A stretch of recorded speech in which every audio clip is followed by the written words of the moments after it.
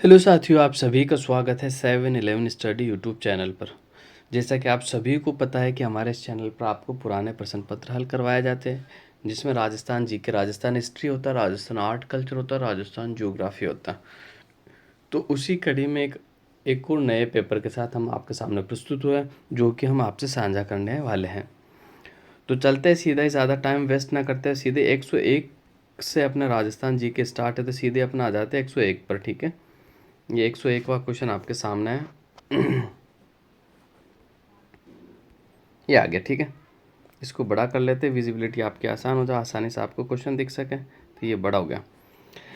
तो अगर आप नए हो तो हमारे चैनल को ज़रूर सब्सक्राइब कीजिएगा, लाइक कीजिएगा और कमेंट कीजिएगा। तो पहला क्वेश्चन शुरू करते हैं। आज का पहला क्वेश्चन आपके सामने, निम्न में से कौन वागड़ के गांधी के नाम से प्रसिद्ध है?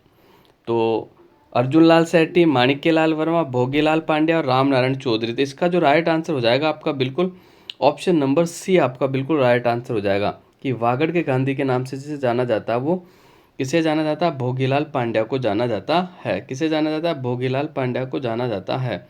भोगीलाल पांड्या को वागड़ का गांधी भी कहा जाता है। तो भोगीलाल पांड्या के बारे में अपन कुछ बात कर लेते हैं। सबसे पहले मैं बता दूं तो कि भोगीलाल पांड्या का जो जन्म हुआ था वो 13 नवंबर 1904 में हुआ था। कब हुआ भाई? 1904 में हुआ था। कहाँ हुआ था? डूंगरपुर जिले के सिमलवाड़ा गांव में। ये आपको याद रखना, इनका स्थान पूछा जा सकता है कि जन्म स्थान कौन सा है। तो डूंगरपुर जिले के सिमलवाड़ा गांव में हुआ। कहाँ हुआ भाई? डूंगरपुर जिले के सिमलवाड़ा गांव में हुआ। इनके पिता का जो नाम था वो पीताम्बर पांड्या था। और इनकी माता के नाम की बात कर लूँ तो नाथीबाई इनकी माता का नाम था। ठीक है, और 1920 में उनका विवाह जो हुआ था किनका? भोगीलाल पांड्या का, वो मणिबेन के साथ हुआ था। ये भी आपको याद रखना। और भोगीलाल पांड्या ने आदिवासियों के लिए बहुत सारे कल्याणार्थ काम किए थे। अब इनके कुछ महत्वपूर्ण जो स्थापना है उनकी बात कर लेते हैं अपन। तो पहला, इन्होंने 1919 में वागड़ सेवा मंदिर एवं विद्यालय की स्थापना करी थी। भाई वागड़ सेवा मंदिर और विद्यालय की जो स्थापना करी थी 1919 में करी थी। कहाँ करी थी? डूंगरपुर में। ठीक है, ये याद रखना आपको। इसके अलावा मैं और बात कर लूँ तो मार्च 1978 की बात है, वनवासी सेवा संघ की स्थापना मोस्ट इम्पोर्टेंट है। मोस्ट इम्पोर्टेंट है 1938 में किसकी स्थापना करी थी? तो इन्होंने जो करी थी वो वनवासी सेवा संघ। कौन सा? वनवासी सेवा संघ की स्थापना करी थी। ठीक है, ये आपको याद रखना। इसके अलावा मैं बात कर लूँ तो 1969 में राज्य के राजस्थान खादी ग्रामोद्योग बोर्ड के अध्यक्ष भी बनाया गया था इन्हें। कब बनाया था? 1969 में राजस्थान खादी ग्रामोद्योग बोर्ड के अध्यक्ष बनाया गया था। और 1944 में डूंगरपुर प्रजामंडल की स्थापना करी थी इन्होंने। ठीक है, 1944 में डूंगरपुर प्रजामंडल की स्थापना की थी। और 1952 से 1957 में विधानसभा चुनाव सागवाड़ा से भी चुने गए थे। मोस्ट इंपॉर्टेंट है, पहली विधानसभा में चुने गए थे 1952 से 57, सागवाड़ा से ये विधायक चुने गए थे। इसके अलावा मैं बात कर लूँ तो आदिवासियों, पीड़ितों, वंचितों के लिए आजीवन कार्य करने वाले भोगीलाल पांड्या को 1976 में भारत सरकार द्वारा पद्म भूषण दिया गया था। मोस्ट इंपॉर्टेंट है ना, 1976 के अंदर पद्म भूषण पुरस्कार दिया गया था भोगीलाल पांड्या को। और फिर 1981 में इनका निधन हो गया। तो ये सारे तथ्य मैंने आपको बता दिए। मोस्ट इंपॉर्टेंट एग्जाम में बनने लायक है, तो ये तथ्य आपको याद रखना है। अगले क्वेश्चन की ओर बढ़ जाते हैं गाइस। अगला क्वेश्चन क्या है? तो जोधपुर का प्रसिद्ध पर्यटन स्थल जसवंत थड़ा का निर्माण किसने कराया? तो इसका जो निर्माण करवाया, किसने करवाया? इसका जो निर्माण करवाया वो करवाया अपने सरदार सिंह ने। किसने करवाया था भाई? सरदार सिंह ने करवाया था। इसका निर्माण जो करवाया था सरदार सिंह द्वारा करवाया गया था। अगले क्वेश्चन की ओर बढ़ जाता है। अगला क्वेश्चन क्या है? इसका निर्माण कब हुआ था ये देख लेते पहले, चलो फिर अगले क्वेश्चन की ओर बढ़ेंगे अपन। इसका निर्माण जो हुआ था 1899 में हुआ था। ठीक है, किसने करवाया? सरदार सिंह ने करवाया था। क्यों करवाया? महाराजा जसवंत सिंह द्वितीय की याद में उनका जो पुत्र था सरदार सिंह, उन्होंने करवाया था। इसे राजस्थान का ताजमहल कहा जाता है। ये आपको याद रखना, राजस्थान का ताजमहल किसे कहा जाता है? जसवंत थड़ा को कहा जाता है। या जोधपुर के शासकों की छतरिया भी स्थित है। अब अपन अगले क्वेश्चन की ओर बढ़ जाते हैं। निम्न में से राजस्थान के किस रीति रिवाज का संबंध विवाह से है? तो इसका आपका जो सही आंसर हो जाएगा 103 की बात कर रहे अपन। 103 का जो अपना सही आंसर हो जाएगा बिल्कुल वो होगा ऑप्शन नंबर डी, सामला। सामला जो है ये विवाह से संबंधित है। सामला होता क्या होता है? देखो, सामला को एक तो मधुपर्क के नाम से भी जाना जाता है। एग्जाम में देखो मधुपर्क भी आ सकता है, तो आपका ये भी क्लियर होना चाहिए कि मधुपर्क यानी सामला ही होता है। मधुपर्क हो गया। इसके अलावा ठुमावो, ठुमावो भी सामला को ही कहा जाता है, ठुमावा भी सामला को कहा जाता है। इसमें होता क्या है, सामला होता क्या, जो जब बारात वधु के यहाँ पहुंचती है तो वर पक्ष से नाई और ब्राह्मण बारात के आने की सूचना वधु पक्ष को देता है और बदले में उन्हें उचित पारितोषिक दिया जाता है। तत्पश्चात वधु पक्ष वाले बारात की स्वागत करते हैं, जिसे ठामला या ठुमाव या मधुपर्क के नाम से जाना जाता है। अगले क्वेश्चन की ओर बढ़ते गाइस। अगला क्वेश्चन क्या है, तो औरंगजेब की मृत्यु तक अपने को स्वतंत्र करने का प्रयास करने वाला राजपूत राज्य था। तो इसका जो सही आंसर हो जाएगा ऑप्शन नंबर ए हो जाएगा। Option number A Marwar. कौन सा हो जाएगा, ऑप्शन नंबर ए आपका बिल्कुल राइट आंसर हो जाएगा। इसके बारे में अपन कुछ देख ही लेते हैं। मारवाड़ का जो संघर्ष था पूरा, उसके बारे में आपको बता देता हूँ। ये बात है 1670 की। 1670 ईस्वी में मारवाड़ के जो राजा थे जसवंत सिंह की मृत्यु होगी, लेकिन उनके कोई संतान नहीं थी। ठीक है, तो मारवाड़ की राजगद्दी के लिए जो उत्तराधिकार संघर्ष आरंभ हो गया, मुगलों के लिए बड़ा ही महत्व था। अतः औरंगजेब ने मारवाड़ को मुगल साम्राज्य के अधीन करके शाही अधिकारियों की वह नियुक्ति कर दी थी। फिर मैं बात करता हूँ वापस, तो अंत में जब 1707 के अंदर 1707 में औरंगजेब की मृत्यु का समाचार पाते अजीत सिंह ने मारवाड़ में प्रवेश किया और जफर कुल्ली नामक शाही फौजदार को निष्कासित कर पुनः मारवाड़ पर अपनी स्वतंत्र सत्ता स्थापित कर ली। और औरंगजेब के उत्तराधिकारी बहादुर शाह ने 1709 में अजीत सिंह को मारवाड़ का राजा स्वीकार कर लिया और मुगल और राठौड़ों का जो युद्ध संघर्ष चल रहा था वो समाप्त हो गया। अगले क्वेश्चन की ओर बढ़ते गए। अगला क्वेश्चन क्या है, निम्न में कौन सा दुर्ग धानवन दुर्ग है।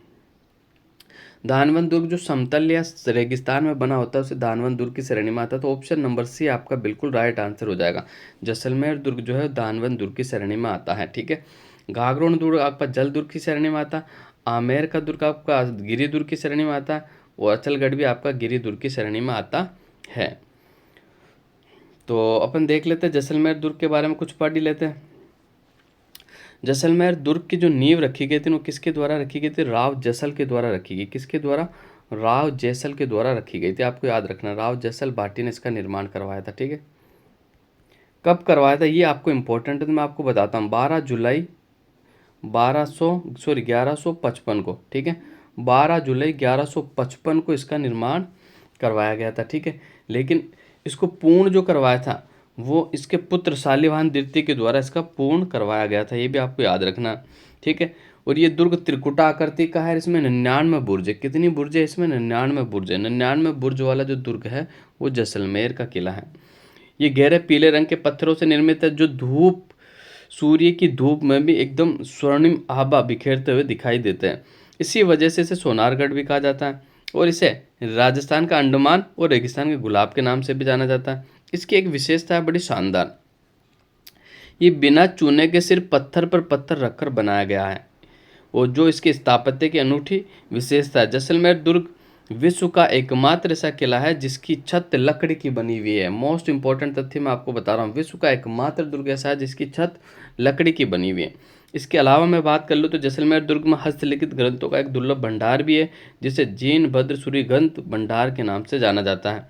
जैसलमेर दुर्ग राजस्थान के चित्तौड़गढ़ दुर्ग के बाद दूसरा लिविंग फोर्ट होता है। लिविंग फोर्ट किसे कहते हैं, जहाँ लोगों का निवास होता है उसे लिविंग फोर्ट कहा जाता है। और दुर्ग दोहरा परकोटा बना हुआ है जिसे कमरकोट के नाम से जाना जाता है। इस दुर्ग में दोहरा परकोटा बना हुआ है जिसे कमरकोट के नाम से जाना जाता है। इसके प्रमुख प्रवेश द्वार की मैं बात कर लूँ तो गणेश पोल, सूरज पोल, हवा पोल है। ठीक है, तो ये तथ्य आपको याद रखना है जो कि इंपॉर्टेंट है, मैंने आपको बता दिए। अब अगले क्वेश्चन की ओर बढ़ते गाइस। अगला क्वेश्चन क्या है, तो अगला क्वेश्चन आपके सामने 106।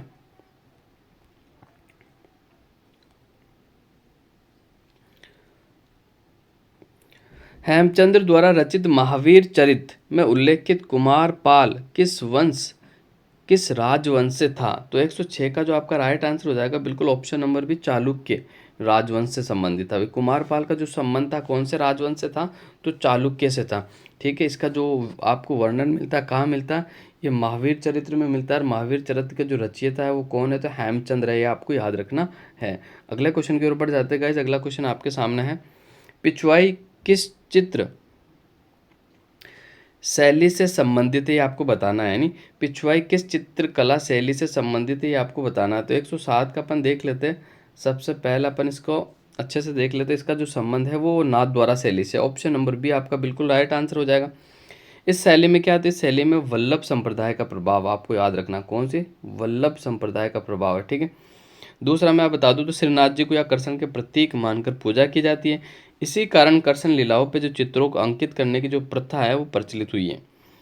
वल्लभ संप्रदाय के मंदिरों में भगवान श्री कृष्ण की मूर्ति के पीछे दीवारों या कपड़ों के पर्दे पर कृष्ण लीलाओं का चित्रण किया जाता है, उसे पिछवाई कहा जाता है। क्या कहा जाता है, पिछवाई कहा जाता है।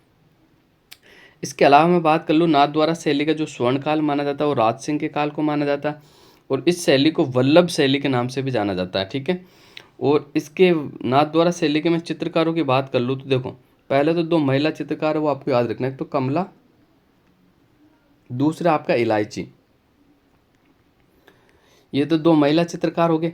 इसके अलावा पुरुष चित्रकारों की मैं बात कर लूँ तो यहाँ के जो पुरुष चित्रकार थे, एक तो नारायण थे, अपने नारायण थे, चतुर्भुज थे, घासीराम थे, उदयराम थे। तो ये आपको याद रखना है। क्या क्या बताया मैंने आपको, वापस से बता देता हूँ, नारायण, चतुर्भुज, घासीराम, उदयराम और विष्णु दत्त।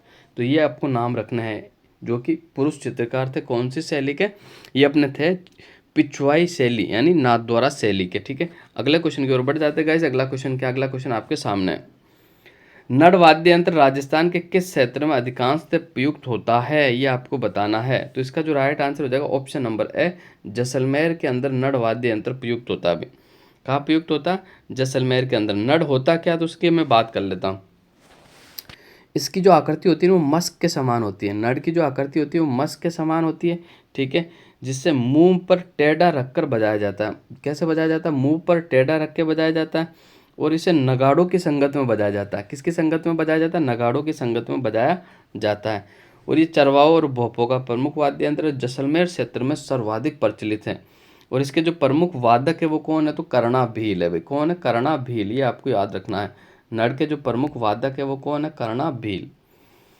तो अगले क्वेश्चन की ओर बढ़ जाते हैं। अगला क्वेश्चन क्या है, तो अगला क्वेश्चन आपके सामने है, राजस्थान में कोलवी की गुफाएं कहाँ स्थित है। तो राजस्थान में जो कोलवी की गुफा है वो झालावाड़ जिले में स्थित है। इसके अलावा हथियादे विनायक है, ये भी जो गुफाएं है ये झालावाड़ में। इन गुफाओं का जो संबंध है वो बौद्ध धर्म से है। किससे है भाई, इन गुफाओं का जो संबंध है वो बौद्ध धर्म में है। ये भी आपको याद रखना है, ठीक है। इसके बारे में कुछ बता ही देता हूँ आपको।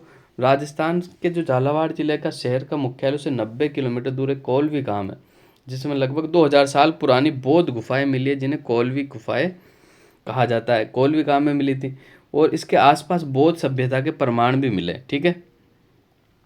यहाँ पर पहले 50 गुफाएं थी, जिनमें से अब कुछ सी ही शेष रह गई है, ठीक है। गुफाएं अश्वनाल प्रकार की है, जिन्हें चट्टानों को काट कर बनाया गया है। मोस्ट इंपॉर्टेंट है, ये आपको याद रखना है कि भाई कोलवी गुफाओं का संबंध कौन से धर्म से है, तो बौद्ध धर्म से है। अगले क्वेश्चन की ओर बढ़ता है। अगला क्वेश्चन क्या है, जोधपुर के कौन से शासक अपने राज्य को स्वतंत्र इकाई रखना चाहते थे। तो इसका जो राइट आंसर हो जाएगा ऑप्शन नंबर आपका ए, बिल्कुल राइट आंसर हो जाएगा। राजस्थान का जो एकीकरण हुआ था उस समय जोधपुर के जो महाराजा थे हनुमंत सिंह अपनी रियासत को स्वतंत्र रखना चाहते थे, ठीक है।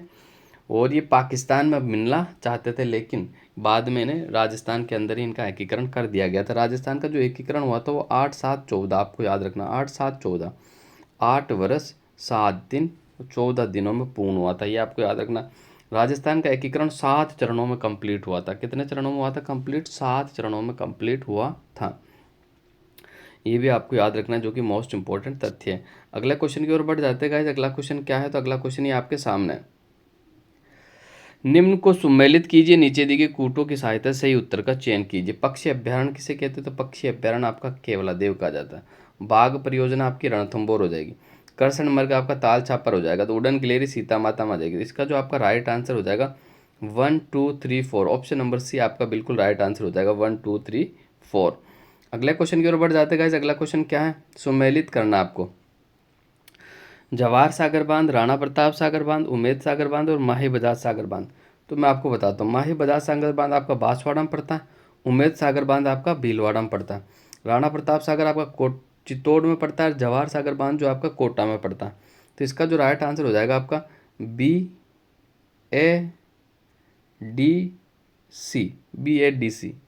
BADC, ऑप्शन नंबर बी आपका बिल्कुल राइट आंसर हो जाएगा। अगले क्वेश्चन की ओर बढ़ जाते हैं। अगला क्वेश्चन क्या है, तो अगला क्वेश्चन आपके सामने है। राजस्थान का वह जिला जहाँ उष्णकटिबंधीय शुष्क कंटीले वन पाए जाते हैं। तो 113 का जो आपका सही राइट आंसर हो जाएगा बिल्कुल ऑप्शन नंबर डी, जैसलमेर के अंदर उष्णकटिबंधीय शुष्क कंटीले वन पाए जाते हैं। इसके अलावा उष्णकटिबंधीय शुष्क कंटीले वन कहाँ पाए जाते हैं, तो आपके बाड़मेर में भी मिल जाएंगे आपको, बीकानेर में भी मिल जाएंगे आपको, ठीक है। इसके अलावा थोड़ा सा पार्ट आपका जोधपुर में भी है, थोड़ा सा पार्ट आपका कहाँ मिल जाएगा, आपका गंगानगर और हनुमानगढ़ में भी मिल जाएंगे। अगले क्वेश्चन की अपन बात कर लेते हैं। अगला क्वेश्चन कहाँ है, ये रहा। राजस्थान में प्रवेश करने वाले पश्चिमी विक्षोभ की उत्पत्ति कौन से क्षेत्र से होती है, तो इसका जो सही आंसर हो जाएगा ऑप्शन नंबर डी, भूमध्य सागर से होती है। ऑप्शन नंबर डी आपका बिल्कुल राइट आंसर हो जाएगा। अगले क्वेश्चन की बात करते हैं। राजस्थान में निम्न में से किस जिले में कर्क रेखा गुजरती है, तो राजस्थान में जो कर्क रेखा गुजरती है वो डूंगरपुर से गुजरती है, ठीक है। इसमें बांसवाड़ा नहीं दिया, और वैसे डूंगरपुर को छूती हुई बांसवाड़ा के मध्य से गुजरती है। और कर्क रेखा की जो लंबाई है राजस्थान वो 26 किलोमीटर, ये आपको याद रखना, ठीक है। डूंगरपुर के चीखली गांव को छूती है और बांसवाड़ा के बिल्कुल मध्य से गुजरती। कर्क रेखा जिसे माही नदी राजस्थान में 2 बार काटती है। विश्व की एकमात्र नदी है माही नदी जो कर्क रेखा को 2 बार काटती है, जैसा कि मैंने पहले आपको बताया था। इसके अलावा मैं बात कर लूँ तो मकर रेखा को 2 बार काटने वाली जो नदी है वो लिम्पोपा नदी है। इसके अलावा मैं बात कर लूँ भूमध्य रेखा को 2 बार काटने वाली जो नदी है वो कौन सी नदी, तो कोंगो और जायरे नदी भूमध्य रेखा को 2 बार काटती है। और राजस्थान में देखो जो कर्क रेखा है, कर्क रेखा तो सीधी लंबवत जो किरणें पड़ती, क्योंकि सूर्य जो है कर्क रेखा के ऊपर चलता है, तो सीधी लंबवत जो किरणें पड़ती है वो कहाँ पड़ती है, तो बिल्कुल आपकी कहाँ पड़ेगी, बांसवाड़ा में पड़ेगी। सर्वाधिक तिरछापन किरणों का जो पड़ता है वो श्री गंगानगर में पड़ता है। कहाँ पड़ता है, श्री गंगानगर में पड़ता है। अगले क्वेश्चन की ओर बढ़ जाते हैं। अभ्यारण्य जिसमें मानसी वाकल नदी गुजरती है, तो 116 का आपका जो राइट आंसर हो जाएगा फुलवारी की नाल अभ्यारण्य। फुलवारी की नाल अभ्यारण्य कहाँ पड़ता है, तो ये आपका पड़ता है उदयपुर में। कहाँ पड़ता है, ये आपके उदयपुर में पड़ता है, जहाँ से मानसी और वाकल नदी गुजरती है। और ये वाकल जो नदी है किसकी सहायक नदी है, तो साबरमती की सहायक नदी है। इसके अलावा केला देवी अभ्यारण्य की मैं बात कर लूँ तो केला देवी अभ्यारण्य कहाँ पड़ता है, करौली में पड़ता है। नाहरगढ़ अभ्यारण्य आपका जयपुर में पड़ता है। केसरबाग अभ्यारण्य आपका धौलपुर में पड़ता है। ये तथ्य भी आपको याद रखने हैं। बोराट का पठार किनके मध्य स्थित है, तो 17 का जो आपका राइट आंसर हो जाएगा 117 का बिल्कुल ऑप्शन नंबर बी, कुंभलगढ़ से गोगुंदा के मध्य स्थित है बोराट का पठार, ठीक है। ये आपको याद रखना है, ठीक है। बोराट का पठार जो कि राजस्थान का तीसरा सबसे बड़ा पठार है। राजस्थान के सबसे ऊंचे पठार की मैं बात कर लूँ तो उड़िया का पठार है। राजस्थान का सबसे ऊंचा पठार कौन सा, उड़िया का पठार है। दूसरा सबसे ऊंचा पठार की बात कर लूँ तो आबू का पठार है, ठीक है। आबू का पठार है जिसकी संरचना कैसी है, तो बैथोलिक संरचना है। कैसी संरचना, बैथोलिक संरचना है। अगले क्वेश्चन की ओर बढ़ जाते हैं गाइस। अगला क्वेश्चन क्या है, तो अगला क्वेश्चन ये आपके सामने है। कौन सा युग्म सही नहीं है ये आपको बताना है। 118 में कौन सा युग्म सही नहीं है आपको बताना है। जयपुर में सांगानेर है, बिल्कुल सही है। उदयपुर में आपका दब्बोक हो जाएगा, बिल्कुल सही। कोटा में कोटा हो जाएगा। जोधपुर में पालम नहीं है, ठीक है। तो ये जो सही आंसर नहीं, आपका ऑप्शन नंबर डी आपका बिल्कुल राइट आंसर हो जाएगा, ठीक है। जोधपुर के अंदर आपका पालम हवाई अड्डा स्थित नहीं है। अगले क्वेश्चन की बात कर लेते हैं। राजस्थान के निम्न में से किस स्थान पर इंसेप्टिसोल्स मृदा नहीं पाई जाती है, तो देखते हैं इसका सही आंसर क्या हो जाएगा। तो 119 का जो सही आंसर हो जाएगा वो बिल्कुल बूंदी होगा। अब देखो मैं आपको बता देता हूँ। इंसेप्टिसोल्स राजस्थान की मृदाओं को अमेरिकी वैज्ञानिक ने 5 भागों में बांटा। कितने भागों में बांटा, 5 भागों में बांटा, ठीक है। मैं आपको मैप के साथ बता देता हूँ। सबसे पहले ये राजस्थान का आपका मैप हो गया, ठीक है। राजस्थान का मैप जो है पतंगाकार, ये किसने बताया था, तो टी एच हैडले ने बताया था। इसके अलावा राजस्थान की आकृति विषम कोणीय चतुर्भुज के समान है, किसने बताया थी, वैगनर महोदय ने बताया था।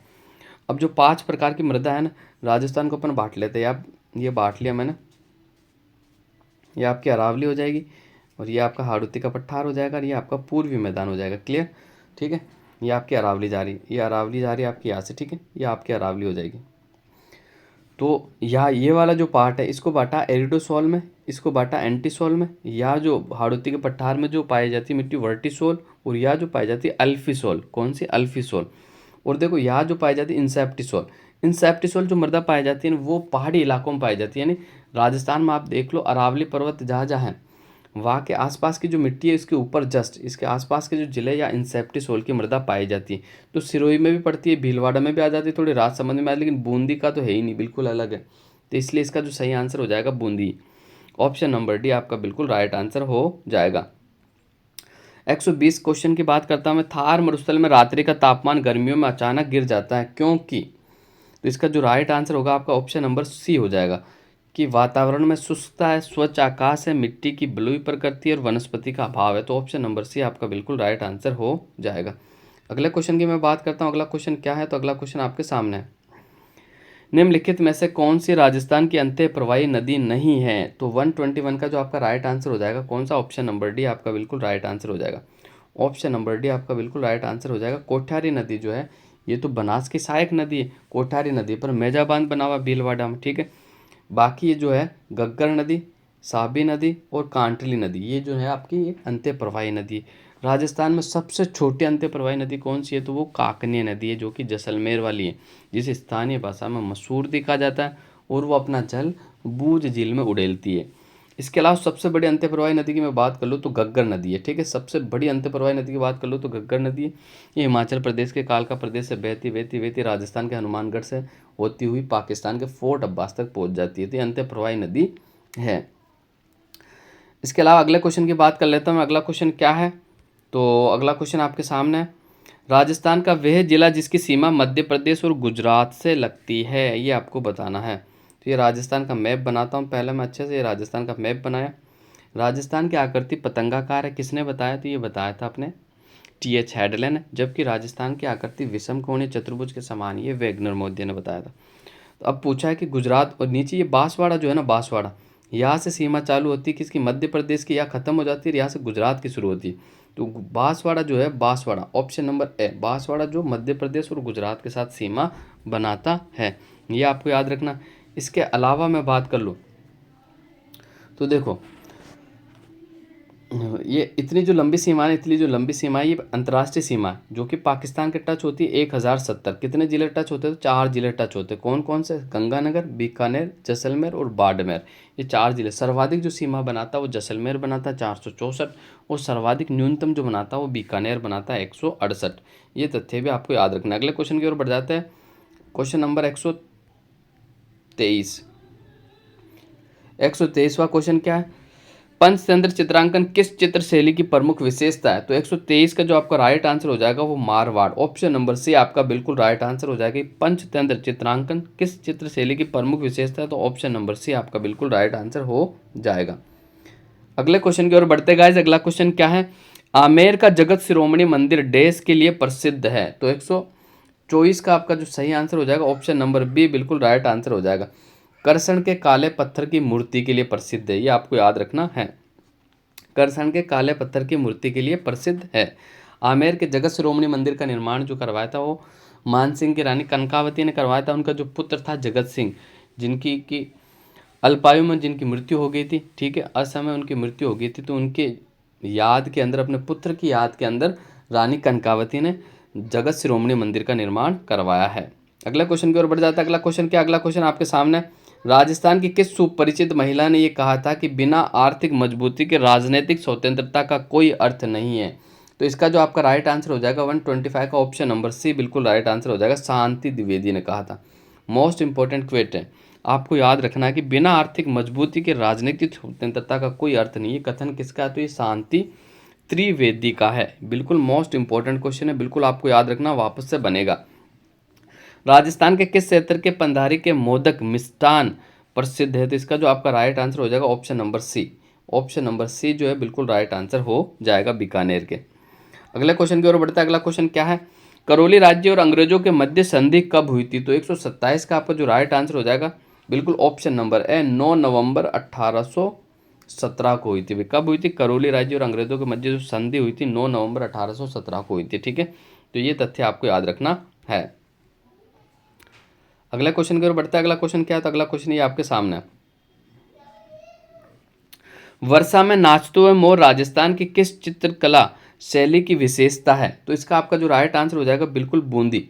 बिल्कुल बूंदी ऑप्शन नंबर बी आपकी बिल्कुल राइट आंसर हो जाएगा। इसका जो स्वर्ण काल माना जाता है वो महाराजा उमेश सिंह के काल का माना जाता है।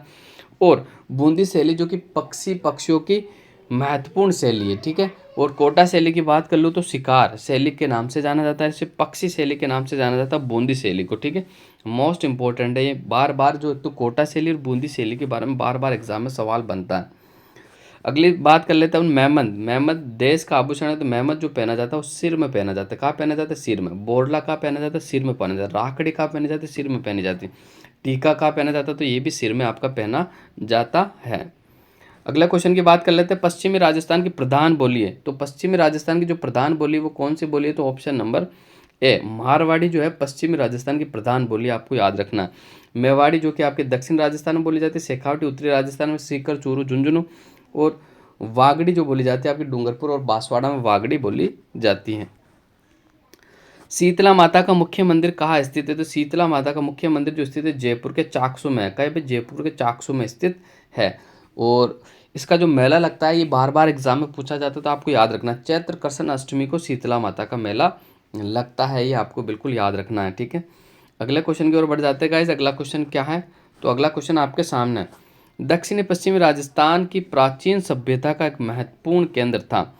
तो 132 का आपका जो राइट आंसर हो जाएगा ऑप्शन नंबर बी, आहड़ सभ्यता। कौन सी सभ्यता? आहड़ सभ्यता। आहड़ सभ्यता का उत्खनन किसने किया था? आहड़ सभ्यता का उत्खनन किया था आर.सी. अग्रवाल ने। किसने किया था? आर.सी. अग्रवाल ने। ठीक है, एक महत्वपूर्ण तथ्य मैं आपको बताता हूँ, एक ही घर में 6 चूल्हे जो प्राप्त हुए तो आहड़ सभ्यता से प्राप्त हुए थे। अगले क्वेश्चन की बात करते हैं अपन, वैली किशन रुक्मणीरी किसके द्वारा लिखी गई है? तो बिल्कुल Prithviraj Rathore. Option number D आपका बिल्कुल राइट आंसर हो जाएगा। ऑप्शन नंबर डी है जो आपका बिल्कुल राइट आंसर हो जाएगा। अगले क्वेश्चन की ओर बढ़ जाते हैं गाइस। अगला क्वेश्चन क्या है? तो अगला क्वेश्चन आपके सामने है, भरतपुर प्रजामंडल की स्थापना कहाँ की गई? तो 134 का जो आपका राइट आंसर हो जाएगा option number B, Rewari Haryana के अंदर भरतपुर प्रजामंडल की स्थापना की गई थी। कहाँ की गई थी? रेवाड़ी हरियाणा के अंदर। इसके अलावा मैं सिरोही प्रजामंडल की स्थापना की बात कर लूँ तो बम्बई में की गई थी। बीकानेर प्रजामंडल की स्थापना की बात कर लूँ कलकत्ता में की गई थी। जैसलमेर प्रजामंडल की स्थापना की बात कर लूँ तो जोधपुर में की गई थी। कहाँ की गई थी? जोधपुर में की गई थी। ये तथ्य भी आपको याद रखना है। निम्नलिखित में से किसे राठौड़ राजवंश की कुल देवी के रूप में पूजा जाता है? तो इसका जो आपका सही आंसर हो जाएगा नागणेची माता। ऑप्शन नंबर बी आपका बिल्कुल राइट आंसर हो जाएगा। जबकि आराध्य देवी कौन सी है? तो चामुंडा माता आराध्य देवी है जोधपुर के राठौड़ों की, और बीकानेर के राठौड़ों की जो आराध्य देवी है वो करणी माता है। अगले क्वेश्चन की बात कर लेते हैं। अगला क्वेश्चन क्या है? राजस्थान के प्रसिद्ध कबड्डी खिलाड़ी जिसे महाराणा प्रताप पुरस्कार से सम्मानित किया गया था, तो इसका जो सही आंसर हो जाएगा आपका ऑप्शन नंबर बी बिल्कुल राइट आंसर हो जाएगा, सीमा सोनी। सीमा सोनी। अगले क्वेश्चन की ओर बढ़ते हैं। अगला क्वेश्चन क्या है? विक्रम संवत पंचांग के अनुसार गणगौर का त्योहार किस दिन मनाया जाता है? तो चैत्र शुक्ल तृतीया। ऑप्शन नंबर ए आपका बिल्कुल राइट आंसर हो जाएगा। ठीक है, गणगौर का त्योहार कब मनाया जाता है? चैत्र शुक्ल तृतीया को मनाया जाता है। इसके अलावा मैं बात कर लूँ तो छोटी तीज कब मनाई जाती है? जैसे श्रावणी तीज कहा जाता है तो श्रावण शुक्ल तृतीया को मनाई जाती है। कब मनाई जाती है? श्रावण शुक्ल तृतीया को मनाई जाती है। बड़ी तीज जो मनाई जाती है वो भाद्रपद कृष्ण तृतीया को मनाई जाती है। ठीक है, राजस्थान में जो सर्वाधिक मेले लगते हैं वो भाद्रपद मास में लगते हैं। किस कौन से मास में लगते हैं? भाद्रपद मास में लगते हैं। देखो भाद्रपद मास के मैं आपको महत्वपूर्ण मेले बताता हूँ। भाद्रपद शुक्ल तृतीया का जो मेला लगता है वो रामदेव जी का लगता है। ठीक है, भाद्रपद शुक्ल तृतीया का जो मेला लगता है रामदेव जी का लगता है। भाद्रपद शुक्ल सप्तमी का जो मेला लगता है वो किसका मेला लगता है? तो वो आपका किसका मेला लगता है? वो बिल्कुल आपका सवाई भोज का मेला लगता है। सॉरी देव नारायण जी का मेला लगता है भाद्रपद शुक्ल सप्तमी को। जबकि भाद्रपद शुक्ल अष्टमी को जो मेला लगता है वो सवाई भोज का लगता है। भाद्रपद शुक्ल नवमी की मैं बात कर लूँ तो फत्ताजी का मेला लगता है, और भाद्रपद शुक्ल दसवीं की मैं बात कर लूँ तो तेजाजी का मेला लगता है। तो ये भी आपको मोस्ट इंपॉर्टेंट जो तथ्य है मेले आपको याद रखने हैं, एग्जाम में ज़रूर बनते, कई बार बने हुए, आप अपने नोट्स में ज़रूर ऐड कर लें। अगले क्वेश्चन की बात करते हैं, माही धवल राजस्थान की किस मुख्य फसल की एक किस्म है? तो 138 का आपका सही आंसर हो जाएगा option number A Mecca. Option number A है जो आपका बिल्कुल राइट आंसर हो जाएगा मक्का। जबकि मैं बात कर लूँ माही धवल और माही कंचन जो है एक और किस्म है माही कंचन, ये भी मक्का की है। ठीक है, किसकी है भाई? मक्का की माही कंचन। ठीक है, और एक अपनी जो किस्म है माही सुगंधा। माही सुगंधा जो किस्म है ये चावल की, आपको याद रखना। माही सुगंधा जो किस्म है किसकी है भाई? चावल की है। ठीक है, इसमें आपको कंफ्यूज नहीं होना, बार बार पूछा जाता है आपको। ठीक है, एग्जाम में। अगले क्वेश्चन की ओर बढ़ जाते हैं गाइस। अगला क्वेश्चन क्या है? तो अगला क्वेश्चन आपके सामने है, राजस्थान में मारवाड़ी नस्ल की बकरी का प्रजनन और अनुसंधान केंद्र कहाँ स्थित है? तो 139 का जो आपका राइट आंसर हो जाएगा बिल्कुल टोंक में स्थित है। कहाँ स्थित है भाई? टोंक में स्थित है। ऑप्शन नंबर बी आपका बिल्कुल राइट आंसर हो जाएगा। जबकि मैं भेड़ अनुसंधान की बात कर लूँ तो आप बीकानेर टोंक में है, और घोड़ा अनुसंधान की बात कर लूँ तो बीकानेर के अंदर पड़ता है। अगले क्वेश्चन की बात कर लेते हैं अपन। अगला क्वेश्चन क्या है? तो अगला क्वेश्चन आपके सामने है, राजस्थान की द्वितीय सर्वोच्च चोटी कौन सी है? तो राजस्थान की दूसरी सबसे बड़ी चोटी जो सैर है, इसकी ऊंचाई कितनी है? तो 1597। राजस्थान की पहली सबसे ऊंची चोटी कौन सी है? तो गुरु शिखर है, कितनी ऊंचाई है? 1722। देलवाड़ा राजस्थान की तीसरी सबसे ऊंची चोटी है, तो इसकी ऊंचाई कितनी? 1442। और झरगा चौथी सबसे ऊंची चोटी, इसकी जो ऊंचाई कितनी है? 1431 मीटर है।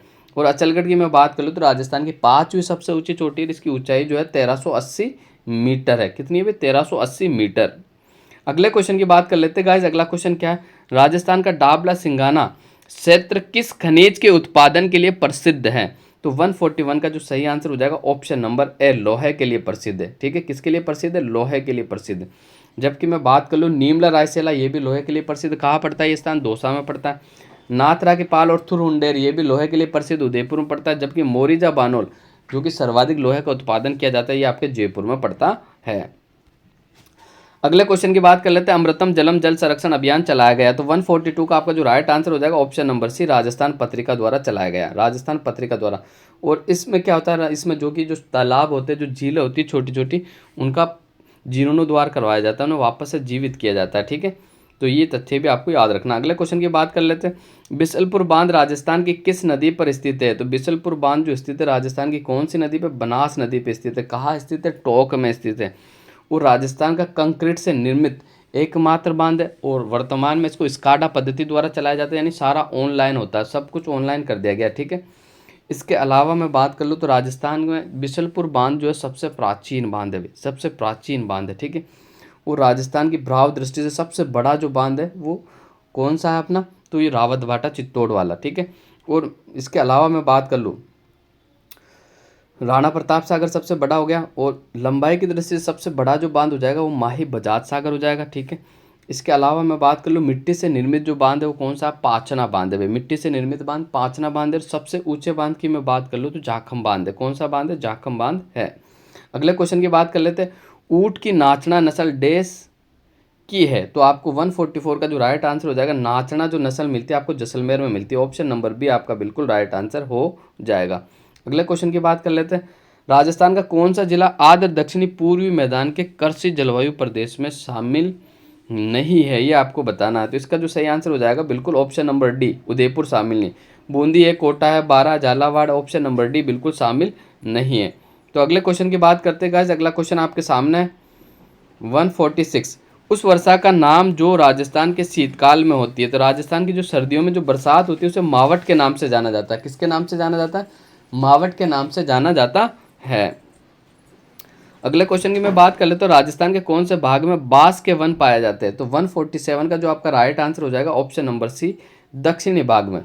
ठीक है, जो बांस पाए जाते हैं मैंने आपको ट्रिक भी बताई थी, बा को डुबाऊं, बा को डुबाऊं। बा से आपका बांसवाड़ा, को से आपका कोटा, डू से आपका डूंगरपुर, बा से आपका बारा, ऊ से उदयपुर, ऊ से आपका उदयपुर हो जाएगा। अगले क्वेश्चन की बात कर लेते हैं। राजस्थान वानिकी जैव विविधता परियोजना किसके द्वारा प्रायोजित है? तो इसका आपका जो राइट आंसर हो जाएगा बिल्कुल जापानी इंटरनेशनल कोऑपरेशन एजेंसी, जिसे अपन जायका के नाम से भी जाना जाते हैं। किसके नाम से जाना जाते हैं? जाना जाता है तो जायका के नाम से भी जाना जाता है। अगले क्वेश्चन की बात कर लेते हैं। निम्नलिखित में से कौन सा एक कथन सत्य है, ये आपको बताना है। तो 149 में जो सत्य कथन उसी की अपन बात करेंगे कि ऊंट प्रजनन और अनुसंधान केंद्र बीकानेर में, ये बिल्कुल आपका सही आंसर है। ठीक है, तो ऑप्शन नंबर ए आपका बिल्कुल राइट आंसर हो जाएगा। आज का आखिरी क्वेश्चन की बात कर लेते हैं। इंदिरा गांधी मुख्य नहर तक विस्तृत है, तो कहाँ तक विस्तृत है ये आपको बताना है। तो इसका जो सही आंसर हो जाएगा गडरा रोड बाड़मेर तक विस्तृत है। ऑप्शन नंबर डी आपका बिल्कुल राइट आंसर हो जाएगा। इंदिरा गांधी नहर की कुल लंबाई कितनी है? तो मैं बार बार आपको बता चुका हूँ कि 649 मीटर लंबी है। और इंदिरा गांधी का जो फीडर है वो कितना लंबा है? तो मसीतावली तक वो 204 किलोमीटर लंबा, 204 किलोमीटर लंबा। मुख्य नहर कितनी है? 445 मुख्य नहर। और लिफ्ट नहर कितनी है? तो लिफ्ट नहर इसमें 7 हैं।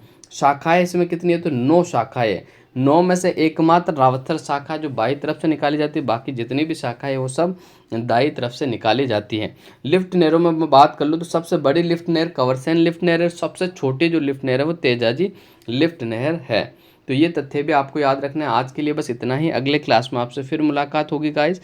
तो अगर आप नए हो तो हमारा सपोर्ट ज़रूर करें, हमारे चैनल को सब्सक्राइब करें, लाइक भी करें और कमेंट भी करें। तो आप सभी का धन्यवाद।